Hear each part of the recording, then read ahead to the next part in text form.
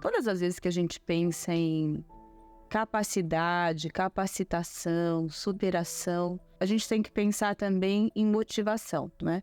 E quando você está pronto ou pronta para se engajar, né, dentro de algo que é novo, que nunca foi visto na sua vida. Ou seja, eu estava saindo de uma cidade onde eu fui criada, uma cidade do interior, trabalhava, tinha um horário tranquilo, para vir para um grande centro, uma grande metrópole e assumir talvez mais um papel, né? Porque agora eu tinha o papel de esposa, então eu tinha me casado, continuaria com as aulas e ao mesmo tempo me engajando no meu próximo projeto, que seria a profissional que eu queria me tornar.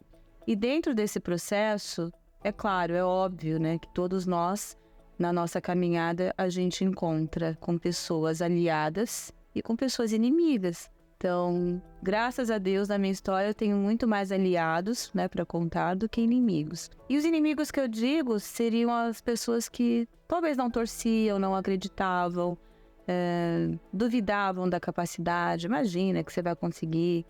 Você trabalha. E eu nunca dei ouvidos para isso, né? Então, porque os inimigos, na verdade, eu sempre acreditei que eles moram dentro da gente mesmo.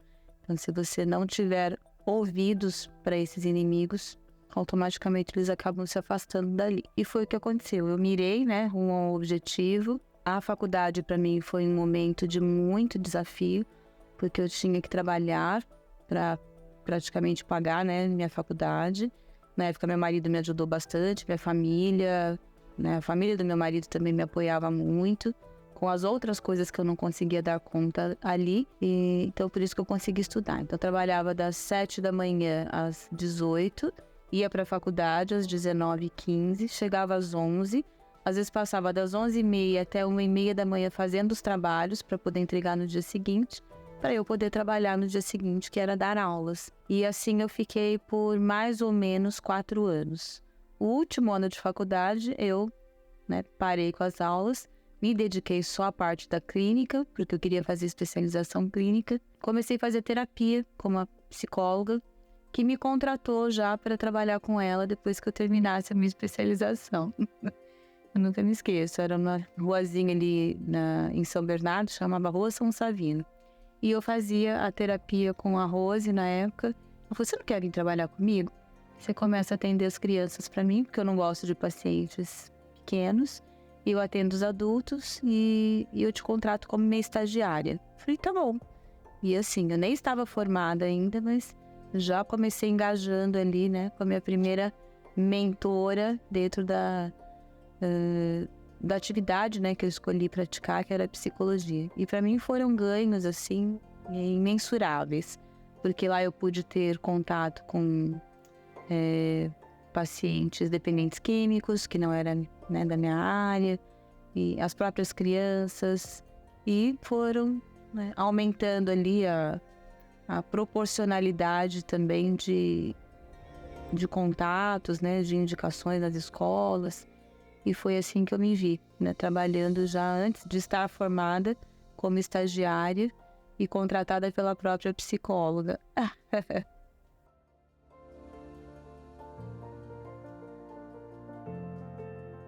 Ele me reprovou no último dia do ano, na última clínica.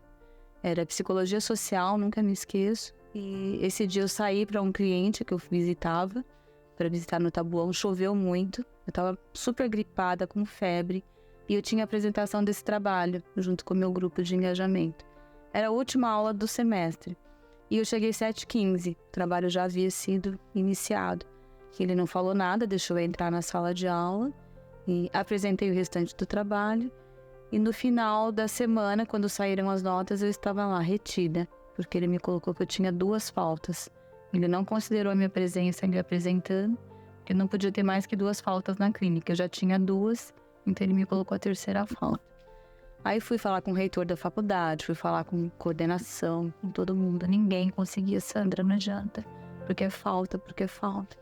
E tinha uma outra moça que na época tinha o mesmo nome que eu, Sandra, mas um outro sobrenome. E eu tinha certeza que a falta era dela, porque ela trabalhava numa consultoria de tintas e ela chegava muito tarde, porque era perto do Embu que ela trabalhava. Eu falei, gente, ele pôs a falta errada, não é possível. Ele pôs a falta para Sandra errada e fiquei com aquilo muito tempo. Bom, resumindo, voltei o outro semestre. Foi o pior Natal que eu passei, né? Porque eu fui daqui ao interior chorando dentro do carro. Porque eu nunca tinha reprovado na escola, nem na primeira, nem na segunda, oitava, nada. E no último ano de faculdade, esse cara vai me deixar? O que é isso, né? E ele passou, falei, meu marido falou, bom, ou você desiste, ou você começa de novo ano que vem e tá tudo certo. Faltavam 6 meses para cumprir os meus 5 anos de faculdade. Aí eu cheguei, fiz a matrícula em janeiro, cheguei lá no primeiro dia de aula, quem estava? Ele. Oi, você aqui? Eu falei, pois é, eu aqui. Vai ver tudo de novo? Vamos ver tudo de novo. E só tinha ele naquela matéria, né? Não tinha outro professor. Aí o meu outro professor, que é esse Cláudio Bastidas, professor tutor na época, que era coordenador da faculdade, falou, não desiste. Tá, né? Meio passo já de conseguir o diploma. Vamos lá, porque você dá conta. Vai ser muito mais fácil. E o chato era você ter que fazer tudo de novo, mais do mesmo, né? Bom, terminou o último semestre, passou rapidinho. E eu me lembro que no último dia de aula eu estava saindo da clínica da faculdade. E ele me chamou, ele estava saindo com o carro da garagem. E disse que queria falar comigo. Eu falei, pois não. Ele falou, eu queria te falar uma coisa, parabéns, mas eu queria te pedir desculpas. Eu falei, por quê, professor Silvio? Ele disse, porque eu acho que eu atrapalhei um pouco a sua vida acadêmica. Eu acho que ele deve ter refletido, né, com a questão da... Eu falei, não, pelo contrário, você não me atrapalhou. Você só me motivou a não desistir.